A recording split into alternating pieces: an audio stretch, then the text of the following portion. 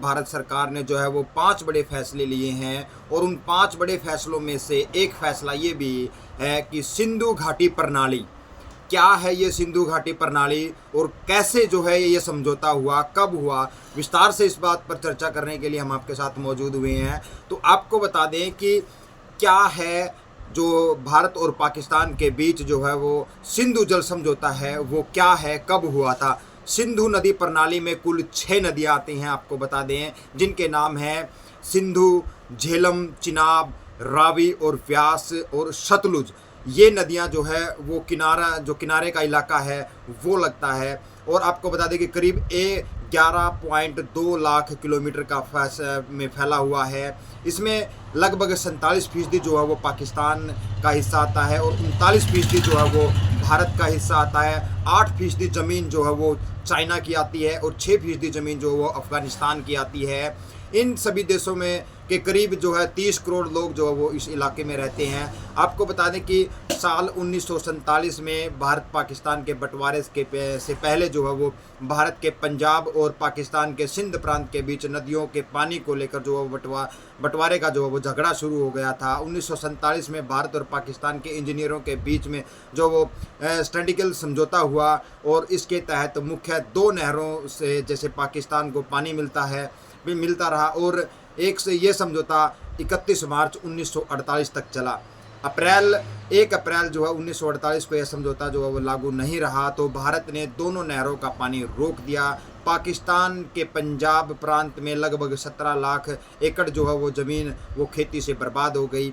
दोबारा जो है वो समझौता भारत और पाकिस्तान के बीच जो है वो हुआ तो वो जो है 1951 से लेकर 1960 तक वर्ल्ड बैंक की मध्यस्थता में भारत पाकिस्तान के पानी के बंटवारे को लेकर बातचीत चली। आखिरकार 19 सितंबर 1960 को कराची में भारत के जो है तत्कालीन प्रधानमंत्री नेहरू और पाकिस्तान के राष्ट्रपति जो है आयूब खान के बीच में दस्तखत हुए। इसके इंडस वाटर ट्रीट या फिर सिंधु घाटी जो है वो भी कहा जाता है। तो आज उसी को लेकर हम चर्चा करेंगे कि सिंधु प्रणाली जो है वो 6 नदियों से मिलकर बनी हुई है। इसमें कुल 16.8 करोड़ जो है एकड़ फीट पानी है। इसमें लगभग 2 हिस्से हैं। पूर्वी हिस्सा जो वो 20% पानी सतलुज, व्यास, रावी नदी है में जो है वो 33 करोड़ एकड़ फीट जो है पानी है। ये सारा पानी भारत इस्तेमाल करता है। आपको एक बार फिर बता दें कि पूर्वी नदियाँ 20% पानी है, जैसे कि सतलुज, व्यास, रावी में 33 करोड़ जो है वो एकड़ फीट पानी है। ये सारा पानी जो भारत इस्तेमाल करता है। पश्चिमी नदियों की बात करें तो इनमें 80% पानी है और इसमें झेलम, चिनाब, सिंधु आदि नदियां जो है वो शामिल हैं और इसमें 13.5 करोड़ एकड़ फीट जो पानी है ये पाकिस्तान का पानी है, लेकिन इसका जो है बेहद सीमित इस्तेमाल कर सकता है। भारत इसका सीमित इस्तेमाल कर सकता है।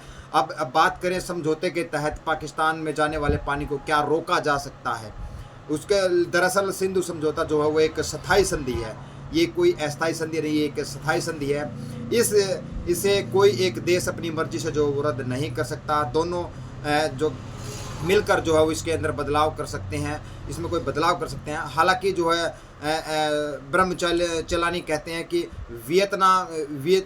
वियना समझौते के लॉ ऑफ स्टैटिक की धारा 62 के तहत भारत इस आधार पर जो संधि से पीछे हट सकता है, यानी कि भारत इस संधि से जो वो पीछे हट सकता है।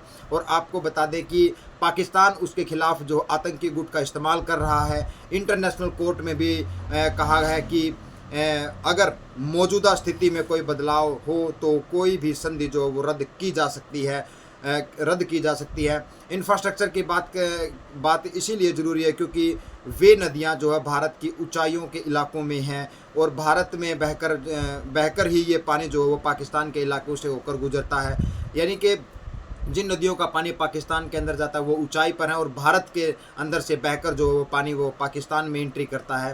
पूर्वी नदियों में भारत के 5 बड़े प्रोजेक्ट चालू हैं, 3 की जो वो तैयारियां भारत कर रहा है। भारत ने पूर्वी नदियों में पानी सतलुज और भाखड़ा नांगल बांध जो है वो प्रोजेक्ट चालू है। इसमें भारत इन नदियों में से 3.33 करोड़ एकड़ फीट पानी में से करीब 94% पानी जो है वो इस्तेमाल करता है। 2019 के उरी आतंकवादी हमले के बाद भारत ने कहा था कि इन नदियों का बहाव मोड़कर 100% पानी अपने यहाँ इस्तेमाल करेगा। इसके बाद रावी के शाहपुर कोडी के प्रोजेक्ट, सतलुज व्यास नहर लिंक प्रोजेक्ट और रावी के सहायक नदी के उज्ज डैम बनाया जा रहा है। हालांकि ये प्रोजेक्ट अभी पूरी तरह से बनकर तैयार नहीं हुए हैं।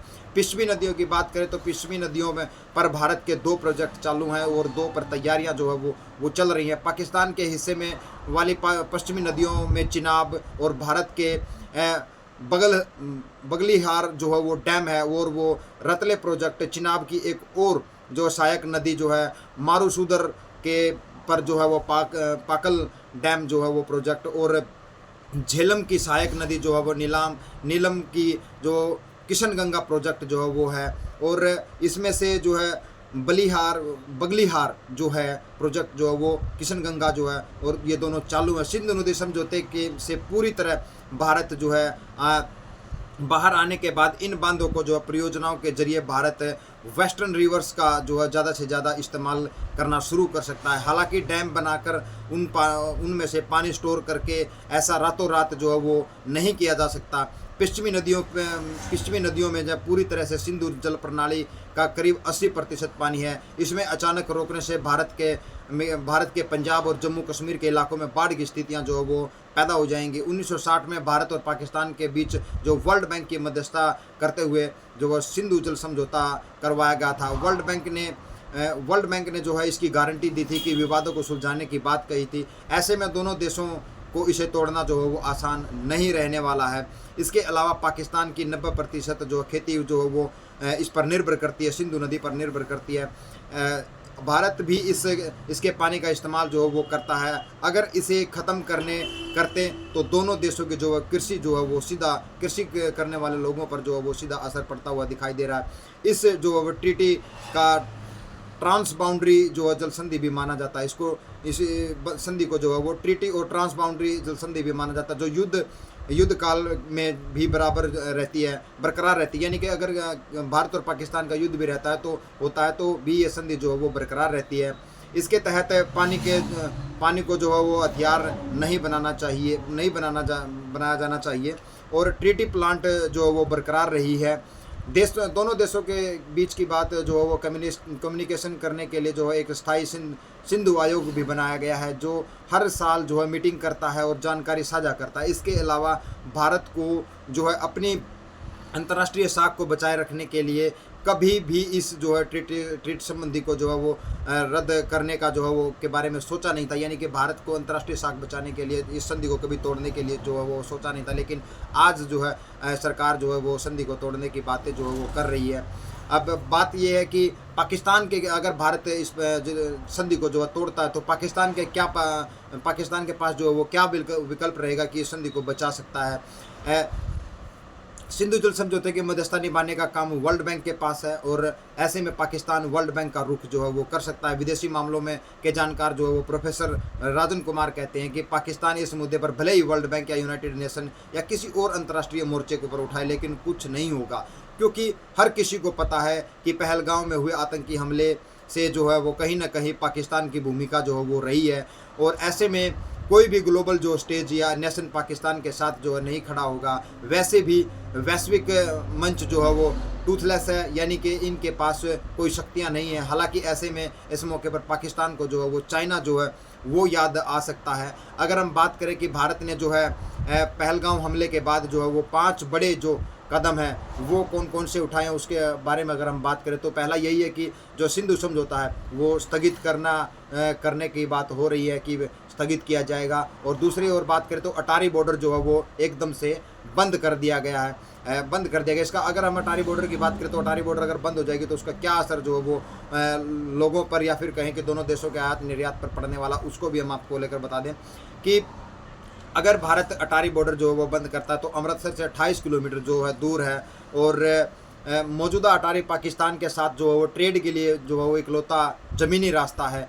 अफ़गानिस्तान के साथ भी भारत जो है यहाँ से सूखे मेवे, खजूर, जिप्सम, कांच, सेंधा, नमक आदि जैसी जड़ी बूटियों जो वो आती हैं और चेक पोस्ट बंद होने से जो है इन सभी चीज़ों पर जो है वो रोक लग जाएगी। इलाज कराने के लिए जो है वो भारत से पाकिस्तान से जो है भारत जो पाकिस्तानी आते हैं उनमें दिक्कत होगी। और 2024 में 71.5 हज़ार लोगों ने इस रास्ते का जो वो इस्तेमाल किया था।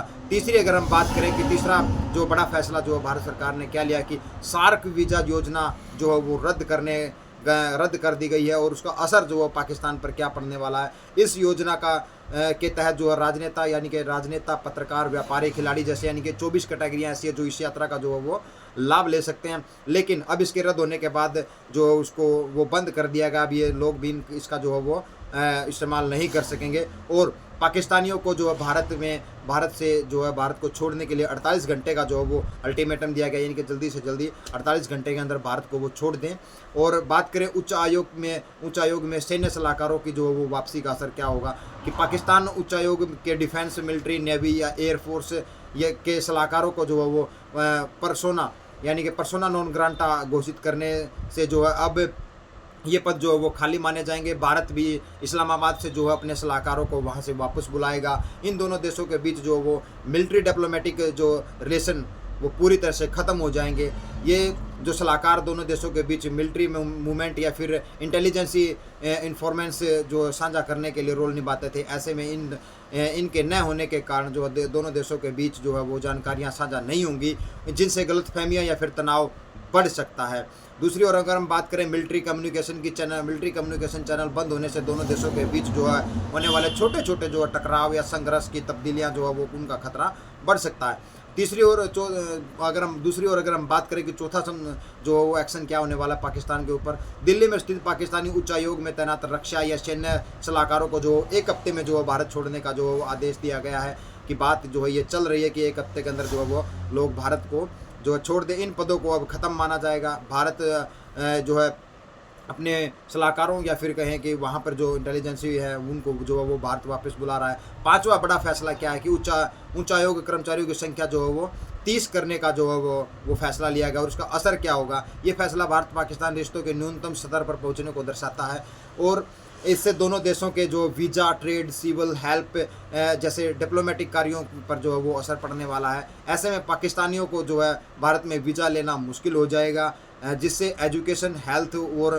ट्रैवल सेंटर में जो है वो नुकसान होगा। पांचवा बड़ा एक्शन जो है वो भारत करने वाला है और भारत और पाकिस्तान उच्च आयोग के कर्मचारियों की संख्या जो है वो 55 थी और अब उसको घटाकर जो है वो 30 कर दिया गया, यानी कि कटौती 1 मई जो है 2025 से जो है वो लागू हो जाएगी। और ये सारा जो है ये पांचों फैसले जो है भारत सरकार ने लिए हैं वो पुलवामा में हुए आतंकी हमले के कारण, जहाँ पर भारत के जो 28 नागरिकों को जो है वो मौत के घाट उतार दिया गया और इसका जो रोष है वो पूरे देश के अंदर है। पूरा देश जो है कार्रवाई की मांग कर रहा है कि पाकिस्तान के ऊपर कार्रवाई की जाए।